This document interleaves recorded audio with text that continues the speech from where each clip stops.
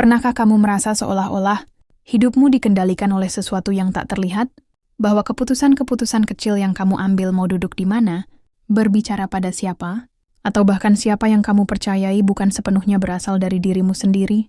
Mungkin kamu tidak sadar, tapi manusia adalah makhluk yang bisa diprogram. Tidak dengan kabel dan chip, tapi dengan pengalaman hadiah dan hukuman. Dan itulah mengapa, dalam dunia psikologi, ada satu teori yang begitu kuat, hingga bisa mengubah cara kita memahami manusia. Theory conditioning. Bayangkan sebuah sekolah elit, megah, tenang, rapi. Para siswanya terlihat sopan dan disiplin. Tapi di balik semua itu, tersembunyi dunia sosial yang lebih kejam dari perang terbuka. Tempat di mana reputasi lebih berharga dari nilai. Tempat di mana kesalahan kecil bisa membuatmu terlempar ke dasar hierarki. Dan di tengahnya, berdiri seorang siswa yang tak menonjol. Tidak cerewet, tidak ambisius. Tapi jangan tertipu oleh penampilannya. Dialah arsitek di balik kekacauan. Dialah bayangan yang menggerakkan boneka-boneka sosial di sekitarnya. Namanya Kiyotaka Ayano Koji, dan ia tidak menang karena kekuatan. Ia menang karena memahami cara manusia bekerja. Apa yang sebenarnya sedang terjadi? Mengapa seseorang bisa begitu mengendalikan orang lain tanpa menyentuh mereka? Dan bagaimana teori psikologi yang tampak sederhana bisa menjadi senjata paling mematikan di ruang kelas? Mari kita selami dunia teori conditioning melalui lensa tajam dari Classroom of the Elite.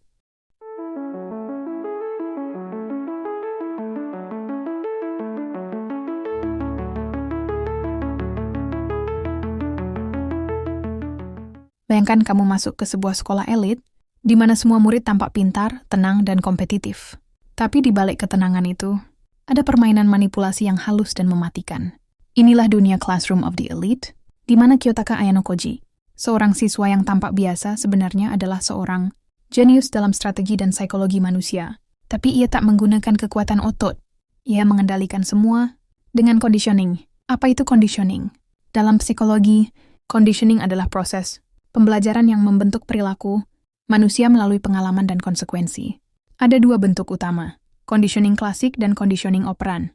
Mari kita mulai dengan conditioning klasik, teori yang dikenalkan oleh Ivan Pavlov. Pavlov memberi makan anjing setiap kali ia membunyikan bel. Setelah beberapa kali, si anjing mulai mengeluarkan air liur hanya dengan mendengar bunyi bel, meski tidak ada makanan. Artinya, stimulus netral, bel, berubah jadi pemicu respon alami. Tapi Ayano Koji lebih suka memainkan versi yang lebih manipulatif, conditioning operan. Dari B.F. Skinner, di sini, perilaku seseorang dibentuk oleh konsekuensi. Jika kamu melakukan sesuatu dan diberi reward, penghargaan atau pujian, kemungkinan kamu akan mengulanginya. Tapi jika kamu dihukum atau dijauhi atau dirugikan, maka kamu akan belajar untuk tidak mengulanginya lagi. Contoh nyatanya di anime, saat Ayano Koji ingin seseorang patuh padanya, dia tak perlu memaksa. Ia cukup memberi mereka hadiah bantuan saat krisis, dukungan moral, atau sekadar membuat mereka merasa aman. Itu adalah positive reinforcement, penguatan positif yang membentuk loyalitas. Tapi kalau ada yang melawan, ia tak perlu marah. Cukup biarkan mereka terjebak, jatuh reputasinya, atau dikucilkan perlahan. Hukuman sosial ini adalah negative reinforcement diam-diam, membuat mereka belajar untuk tidak melawan lagi. Semua dilakukan tanpa mereka sadar. Seperti boneka yang tak tahu dirinya sedang dimainkan. Inilah kekuatan teori conditioning. Dalam dunia nyata dan fiksi, manusia bisa dibentuk. Perilaku bisa dikendalikan. Dan seseorang yang memahami psikologi bisa mengendalikan dunia sosial tanpa perlu berteriak atau angkat senjata. Jadi, saat kamu menonton Classroom of the Elite, Anda melihat Ayano Koji tersenyum, tipis di balik kacamatanya. Ingatlah, dia bukan sekadar genius strategi. Dia adalah cerminan teori psikologi yang hidup. Namun, apa yang terjadi jika seseorang dibentuk bukan hanya untuk bertahan, tapi untuk menang di atas kehancuran orang lain? Ayano Koji bukan hanya menggunakan conditioning terhadap orang lain. Ia sendiri adalah hasil dari proses conditioning ekstrim. Di masa kecilnya, ia dibesarkan dalam fasilitas rahasia bernama White Room, sebuah tempat tanpa emosi, tanpa belas kasih, tempat anak-anak dilatih seperti mesin. Di sana tidak ada kasih sayang.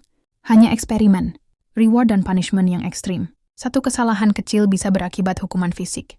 Satu keberhasilan akan diberikan pujian bukan untuk membahagiakan, tapi untuk meningkatkan efisiensi. Anak-anak di sana dibentuk menjadi senjata hidup, bukan manusia. Ayano Koji adalah produk sempurna dari proses itu. Disinilah psikologi menjadi cermin tajam. Kalau Skinner hidup untuk melihat White Room, Mungkin ia akan terdiam. Karena conditioning yang tadinya hanya teori, kini menjadi alat menciptakan manusia tanpa empati. Ayano Koji tidak merasakan dorongan sosial seperti orang lain. Ia tidak termotivasi oleh cinta, penghargaan, atau pertemanan. Ia hanya bereaksi berdasarkan logika dan efisiensi. Ia memanipulasi bukan karena benci, tapi karena itu alat. Bayangkan seseorang yang tak merasa bersalah saat menghancurkan karakter orang lain, karena ia tahu itu akan membuat sistem tunduk padanya. Tapi ada celah dalam sistem ini. Teori psikologi bisa menjelaskan perilaku, bisa memprediksi keputusan, bahkan membentuk karakter. Tapi tidak semuanya bisa dijelaskan oleh logika. Apa yang terjadi jika seseorang yang telah diprogram untuk tak peduli, mulai merasakan sesuatu, ketika Ayano Koji mulai mempertanyakan tujuannya, saat ia terlibat dengan Kei Karuizawa, dan mulai melihat dunia dengan lebih dari sekadar angka dan strategi, disitulah sistemnya mulai retak. Ini bukan lagi soal reward dan punishment. Ini tentang makna, tentang eksistensi, tentang identitas. Dan di titik inilah, psikologi bersinggungan dengan filsafat. Apakah manusia hanya produk dari conditioning? Apakah kita semua hanya bereaksi pada hadiah dan hukuman seperti tikus lab? Ataukah ada sesuatu dalam diri manusia yang tak bisa diprogram?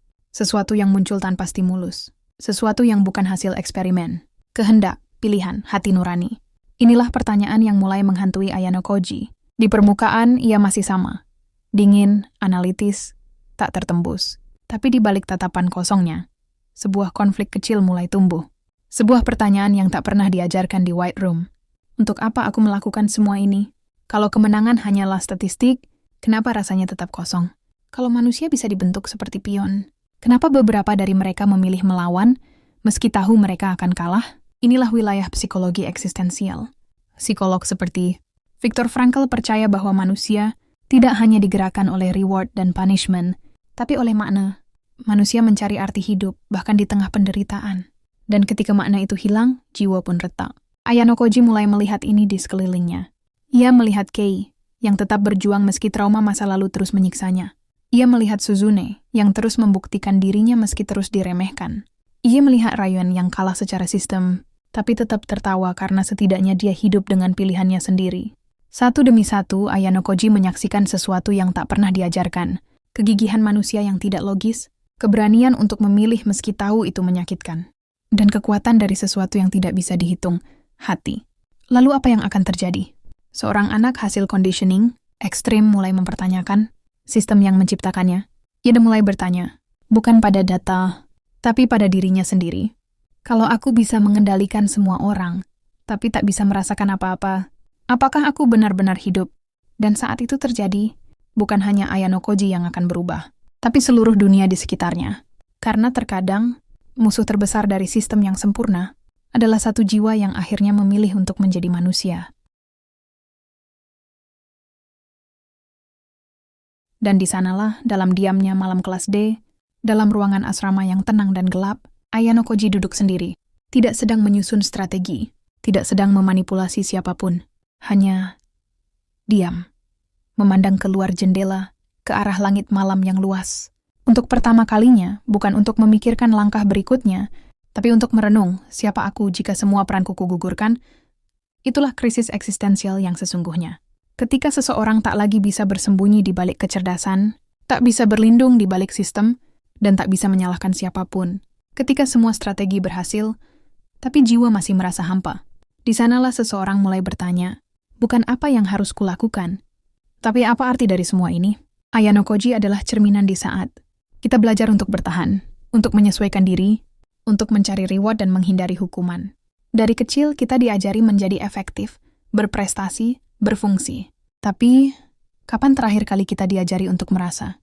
Dalam dunia yang mengukur nilai manusia dari angka, gelar, atau posisi sosial, banyak dari kita jadi produk conditioning terlatih untuk menjadi efisien, tapi lupa bagaimana jadi utuh. Seperti Ayano Koji, kita bisa sangat cerdas dalam memahami orang lain, tapi gagal memahami diri sendiri. Kita bisa menyelesaikan masalah dengan mudah, tapi tenggelam saat menghadapi pertanyaan sederhana. Siapa aku jika aku tidak dibutuhkan? Tapi justru dari kehampaan itu, sebuah perjalanan dimulai. Bukan menuju kemenangan, bukan menuju puncak sistem, tapi perjalanan menuju kemanusiaan. Ketika Ayano Koji perlahan mulai peduli, bukan karena strategi, tapi karena empati. ketika ia mulai melindungi bukan karena hitungan risiko, tapi karena rasa. Maka kita melihat bukan hanya perubahan karakter, tapi kebangkitan manusia yang selama ini dikurung dalam program. Inilah paradoks terindah dari teori psikologi, bahwa manusia bisa dibentuk tapi tidak bisa dipenjara, bahwa perilaku bisa diprediksi tapi makna hanya bisa ditemukan. Dan saat Ayano Koji berdiri, tidak sebagai boneka sistem, tidak sebagai alat white room, tapi sebagai manusia yang memilih jalan hidupnya sendiri, maka kita belajar bahwa bahkan jiwa yang paling hancur pun masih bisa menemukan arah. Bukan karena reward, bukan karena fear, tapi karena akhirnya dia berani merasakan.